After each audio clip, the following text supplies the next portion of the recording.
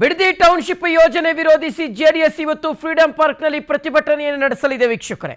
ದಳಪತಿಗಳು ಬೃಹತ್ ಪ್ರತಿಭಟನೆಯಲ್ಲಿ ಎಚ್.ಡಿ. ದೇವೇಗೌಡರು, ಎಚ್.ಡಿ. ಕುಮಾರಸ್ವಾಮಿ ಅವರು ಭಾಗಿಯಾಗ್ತಾ ಇದ್ದಾರೆ. ಬಿಡದಿಯಿಂದ ಬೆಂಗಳೂರು ಬಿಡದಿ ಟೌನ್ಶಿಪ್ ವಿರೋಧಿಸಿ ನಡೀತಾ ಇರತಕ್ಕಂಥ ಹೋರಾಟ. ಕಳೆದ ಸಲ ಬಿಡದಿಯ ಬೈರಮಂಗಲದಿಂದ ಪಾದಯಾತ್ರೆ ಆರಂಭವಾಯಿತು. ಆದರೆ ಇನ್ನೇನು ಬೆಂಗಳೂರು ಎಂಟರ್ ಆಗಬೇಕು ಅಷ್ಟರಲ್ಲಾಗಲೇ ಪೊಲೀಸರು ಪ್ರತಿಭಟನಾ ನಿರತರನ್ನ ಮಾರ್ಗ ಮಧ್ಯೆಯೇ ತಡೆದು ನಿಲ್ಲಿಸಿ ಬಿಟ್ಟರು. ಆಗ ಅರ್ಧಕ್ಕೆ ಮೊಟಕಾಗಿದ್ದಂತಹ ಒಂದು ಹೋರಾಟ ಇವತ್ತು ಬೆಂಗಳೂರಿನಲ್ಲಿ ಕಂಟಿನ್ಯೂ ಆಗ್ತಾ ಇದೆ.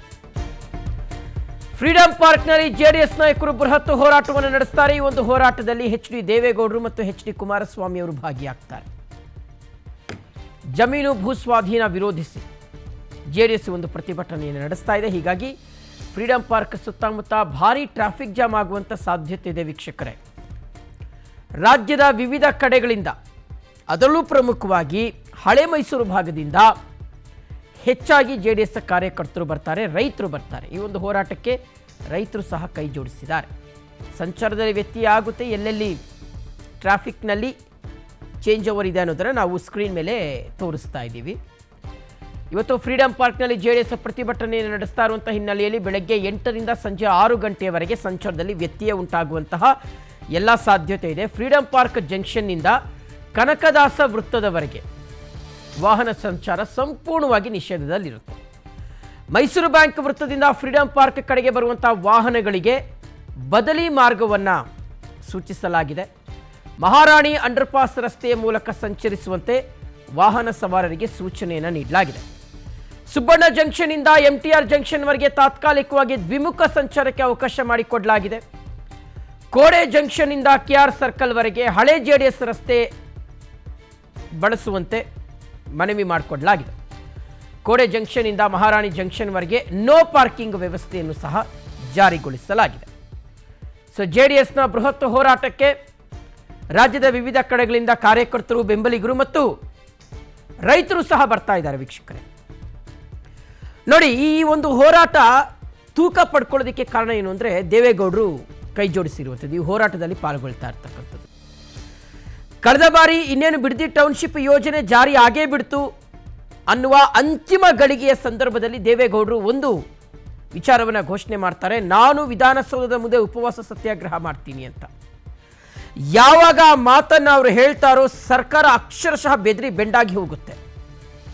ತಾತ್ಕಾಲಿಕವಾಗಿ ಬಿಡದಿ ಟೌನ್ಶಿಪ್ ಯೋಜನೆಗೆ ಫುಲ್ ಸ್ಟಾಪ್ ಅನ್ನು ಇಟ್ಟು ಒಂದು ಸಮಿತಿಯನ್ನು ರಚನೆ ಮಾಡ್ತಾರೆ ಮುಖ್ಯಮಂತ್ರಿಗಳು. ಅಂದರೆ ದೇವೇಗೌಡರ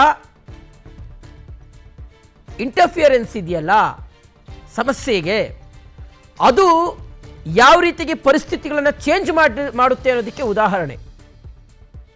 ಮಾಜಿ ಪ್ರಧಾನಿ ದೇವೇಗೌಡರು ಕನ್ನಡದ ನಾಡು, ನುಡಿ, ಜಲದ ವಿಚಾರಕ್ಕೆ ಸಂಬಂಧಪಟ್ಟಂತೆ ತಮ್ಮ ರಾಜಕೀಯ ಜೀವನದಲ್ಲಿ ಸತತವಾಗಿ ಹೋರಾಟ ಮಾಡ್ಕೊಂಡು ಬಂದಿದ್ದಾರೆ. ಅದರಲ್ಲೂ ಪ್ರಮುಖವಾಗಿ ರೈತರ ವಿಚಾರ ಬಂದಂಥ ಸಂದರ್ಭದಲ್ಲಿ ಎಲ್ಲಿಯೂ ಸಹ ಅವರು ಕಾಂಪ್ರಮೈಸ್ ಆಗೇ ಇಲ್ಲ.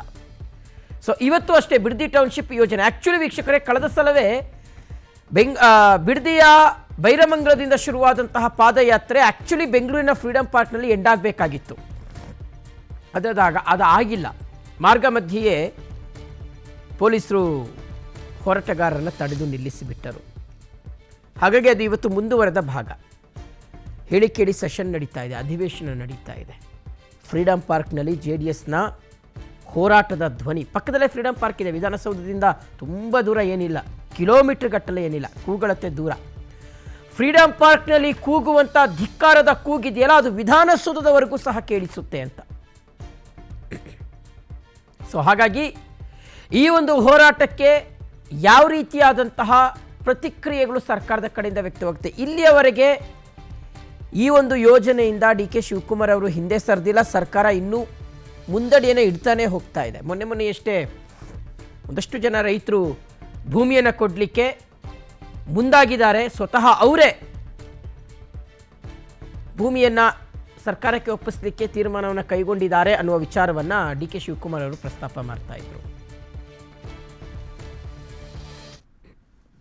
Right, okay. ಈಗ ನಮ್ಮ ಪ್ರತಿನಿಧಿ ಹನುಮಂತರಾಜು ಈಗ ದೂರವಾಣಿ ಸಂಪರ್ಕದಲ್ಲಿ ಕನೆಕ್ಟ್ ಆಗಿದ್ದಾರೆ. ಹನುಮಂತರಾಜು, ಎಷ್ಟೊತ್ತಿಗೆ ಶುರುವಾಗುತ್ತೆ ಈ ಒಂದು ಪ್ರತಿಭಟನೆ?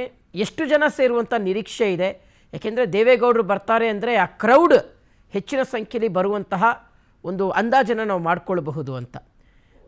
ಎಷ್ಟೊತ್ತಿಗೆ ಶುರುವಾಗ್ಬೋದು ಈ ಪ್ರತಿಭಟನೆ ಹನುಮಂತರಾಜು? ಸರ್, ಈಗಾಗಲೇ ಪ್ರತಿಭಟನೆಗೆ ಸಂಬಂಧಪಟ್ಟಂತೆ ಸಕಲ ಸಿದ್ಧತೆಗಳು ಪೂರ್ವ ತಯಾರಿಗಳೆಲ್ಲ ನಡೆದಿದೆ. ಈಗಾಗಲೇ ಏನು ಬೆಳಿಗ್ಗೆ 10 ಗಂಟೆಗೆ ಫ್ರೀಡಂ ಪಾರ್ಕ್ ನಲ್ಲಿರುವ ಫ್ರೀಡಂ ಪಾರ್ಕ್ ನಲ್ಲಿ ಜೆಡಿಎಸ್ ವತಿಯಿಂದ ಇದು ಪ್ರತಿಭಟನೆ ಈಗ ನಡೆಸಲಾಗುತ್ತಿದೆ. ಎಕ್ಸಾಕ್ಟ್ 10 ಗಂಟೆ ನಂತರದಲ್ಲಿ ಏನು ಮಾಜಿ ಪ್ರಧಾನಿ ದೇವೇಗೌಡರು ಸಹ ಈ ಪ್ರತಿಭಟನೆಯಲ್ಲಿ ಭಾಗಿಯಾಗ್ತಾರೆ. ಈ ಹಿನ್ನೆಲೆಯಲ್ಲಿ ಸಾಕಷ್ಟು ಏನು ಜೆಡಿಎಸ್ ಕಾರ್ಯಕರ್ತರು, ಮಾಜಿ ಶಾಸಕರು ಸೇರಿದಂತೆ ಏನು ಈ ಹಳೆ ಮೈಸೂರು ಪ್ರಾಂತ್ಯದ ಭಾಗದಿಂದ ನಾನಾ ಕಾರ್ಯಕರ್ತರು ಕೂಡ ಈ ಫ್ರೀಡಂ ಪಾರ್ಕ್ ಪ್ರತಿಭಟನೆಗೆ ಸಾಕಷ್ಟು ಜನ ಬರೋ ನಿರೀಕ್ಷೆ ಇದೆ. ಶ್ರೀಶಂಕರ್ ಜೊತೆಗೆ ಈಗಾಗಲೇ ಏನು ಈ ಬಿಡದಿ ಟೌನ್ಶಿಪ್ ಹೋರಾಟಕ್ಕೆ ಬೈರುಮಗಲಿಂದ ಪಾದಯಾತ್ರೆ ಕೈಗೊಂಡಿದ್ರು. ಈ ಹಿನ್ನೆಲೆಯಲ್ಲಿ 2 ದಿನದ ನಂತರದಲ್ಲಿ ಬೆಂಗಳೂರಿಗೆ ಎಂಟರ್ ಆಗೋ ಸಂದರ್ಭದಲ್ಲಿ ಮೊಟಕುಗೊಳಿಸಲಾಗಿತ್ತು. ಪೊಲೀಸರು ಪರ್ಮಿಷನ್ ಕೊಡದ ಹಿನ್ನೆಲೆಯಲ್ಲಿ ತಾತ್ಕಾಲಿಕವಾಗಿ ಸ್ಟಾಪ್ ಮಾಡಲಾಯಿತು. ಈ ಹಿನ್ನೆಲೆಯಲ್ಲಿ ಇದು ಸದನದ ಒಳಗೂ ಕೂಡ ಸದನದ ಹೊರಗೂ ಕೂಡ ಜೆಡಿಎಸ್ ನಾಯಕರು ಕೂಡ ಏನು ಬಿಡದಿ ಟೌನ್ಶಿಪ್ ವಿಚಾರವಾಗಿ ಪ್ರತಿಷ್ಠೆಯಾಗಿ ತೆಗೆದುಕೊಂಡು ಈಗಾಗಲೇ ಹೋರಾಟವನ್ನ ಮುಂದುವರೆಸುತ್ತಿದ್ದಾರೆ. ಇದರ ಮುಂದುವರೆದ ಭಾಗವಾಗಿ ಇಂದು ಫ್ರೀಡಂ ಪಾರ್ಕ್ ನಲ್ಲಿ ಏನು ಈ ಪ್ರೊಟೆಸ್ಟ್ ಅನ್ನು ಹಮ್ಮಿಕೊಳ್ಳಲಾಗಿದೆ.